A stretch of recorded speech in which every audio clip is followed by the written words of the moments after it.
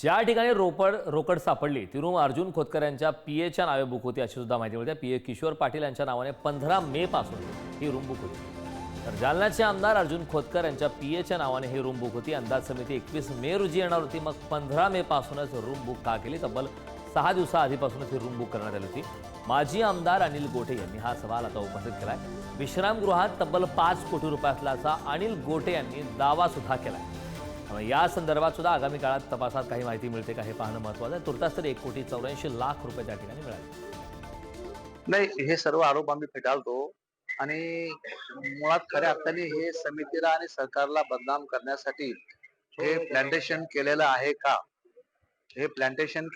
का, हा संशय आम्हाला या ठिकाणी येतो। आणि मला असं वाटतं की त्यांच्या आरोपामध्ये कुठलंही तथ्य नाही आणि त्यांची ही जुनी सवय अशा पद्धतीने आरोप करायचं आणि शासनाने समितीला बदनाम करायचं। त्यामुळे या आरोपामध्ये कुठलंही तथ्य नाही आणि आम्ही सर्व आरोप फेटाळतो। साप चूक आहे, साप खोट आहे, त्याच्या नावाने ती रूम नव्हतीच। मी माहिती घेतली, त्याला विचारलं तू त्या रूम मध्ये राहत होता का? नाही, 100% नाही, तो दुसऱ्या रूम मध्ये राहत होता।